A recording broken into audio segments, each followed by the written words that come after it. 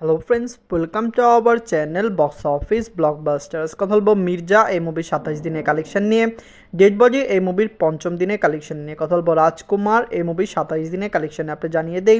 Superstar Shakib Khan sir অভিনীত রাজকুমার ফিল্মটি box অফিসে খুবই ভালো কালেকশন করছে। ফ্যামিলির সাপোর্ট ভালোবাসায় রাজকুমার কিন্তু অল টাইম ব্লকবাস্টার কালেকশন করে ফেলেছে। আপনারা জানেন আজ কিন্তু তুফানের টেজার রিলিজ হয়েছে। তুফানের টেজার রিলিজ হওয়ার পরে আমার মনে হয় যে একটি নতুন মোড় নিয়েছে, কারণ বাংলা ইন্ডাস্ট্রিতে এর আগে এরকম ফিল্ম হয়নি।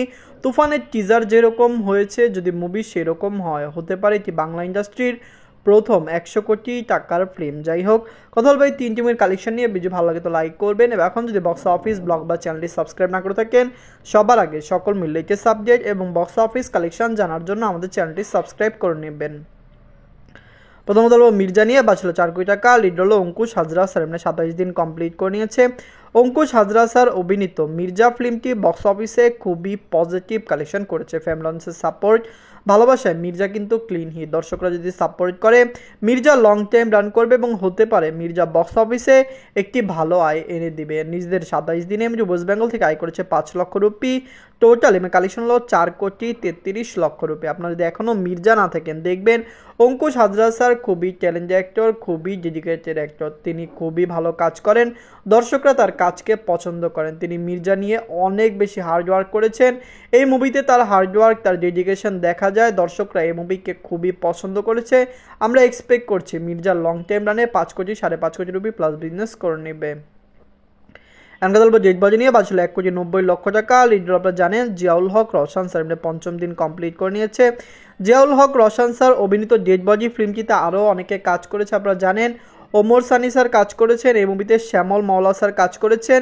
এই মুভির director Iqbal sir. Dead body নিয়ে অনেক বেশি কন্ট্রোভার্সি তৈরি হয়েছিল। ইকবাল স্যারের বিভিন্ন স্টেটমেন্ট, ইন্টারভিউতে মুভিটি কিন্তু আমাদের মনে হয় অনেক জায়গায় ভাইরালি হয়েছে। তিনি প্রথম বলেছেন ঈদে সিনেমা আনেনি, এরপরে তিনি বলেছেন 100 সিনেমা হল রিলিজ করবেন, তাও পারেননি। যাই হোক, ডেড বডি কিন্তু অলরেডি স্টার সিনেপ্লেক্স থেকে সরে গিয়েছে। দর্শক চাহিদা না থাকলে মুভির সামনে স্টার সিনেপ্লেক্সে কোনো শো পাবে না। নিজের 5ম দিনে বাংলাদেশ থেকে আয় করেছে 10 লক্ষ টাকা।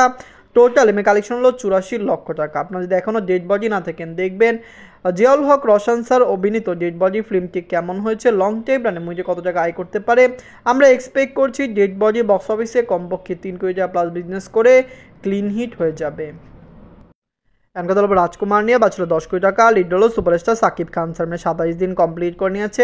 সুপারস্টার সাকিব খান স্যার অভিনীত রাজকুমার ফিল্মটি একটি অল টাইম ব্লকবাস্টার ফিল্ম। বাংলাদেশের দর্শকরা রাজকুমারের মতো ফিল্ম এর আগে দেখেনি। আপনি জানিয়ে দিই, যারাই দেখেছে সাকিব খান স্যারের ভালো অ্যাক্টিংয়ের জন্য রাজকুমার কিন্তু সবার মন জয় করে নিয়েছে। মাহিয়া মাহির অ্যাক্টিং প্লাস আপনারা জানেন এখানে আরও অনেকেই কাজ করেছে যাদের অ্যাক্টিং দর্শকদের খুবই পছন্দ হয়েছে। রাজকুমার আসলো, দর্শকের মন জয় করলো। আপনারা জানেন স্টার সিনেপ্লেক্সের থেকে রাজনীতির মাধ্যমে মুভিকে সরানো হয়েছিল, কিন্তু এরপরে রাজকুমার কিন্তু স্টার সিনেপ্লেক্সে আবার ফিরে এসেছে। দর্শকরা এই মুভিকে খুবই সাপোর্ট করেছে।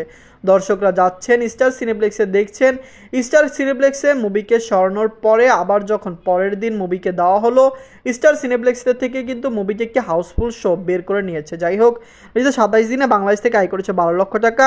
মুভিটি ইউএসএ কানাডা মার্কেট থেকে আয় করেছে 4 লক্ষ টাকা। মুভিটি অস্ট্রেলিয়া নিউজিল্যান্ড থেকে আয় করেছে 3 লক্ষ টাকা। ইউনাইটেড আরব আমিরাত থেকে আয় করেছে 5 লক্ষ টাকা। ওয়ার্ল্ড মার্কেট থেকে আয় করেছে 24 লক্ষ টাকা। টোটাল কালেকশন হলো 29 কোটি 46 লক্ষ টাকা। আপনি জানিয়ে দেয় রাজকুমার ইতালিতেও রিলিজ হয়েছে। ইতালির গ্রোস কালেকশন হলো 22 লক্ষ টাকা, যেটি ভালো কালেকশন। ইতালি থেকে মুভিটি ক্লিন হিট, অস্ট্রেলিয়া থেকে ক্লিন হিট, ইউএসএ কানাডা থেকে ক্লিন হিট, বাংলাদেশ থেকে মুভিটি অল টাইম ব্লকবাস্টার কালেকশন করে নিয়েছে। আপনারা যদি এখনও রাজকুমার না থাকেন, দেখবেন সুপারস্টার সাকিব খান স্যার অভিনীত এই ফিল্মটি কেমন হয়েছে, দর্শকদের মন কি জয় করতে পারলো কিনা।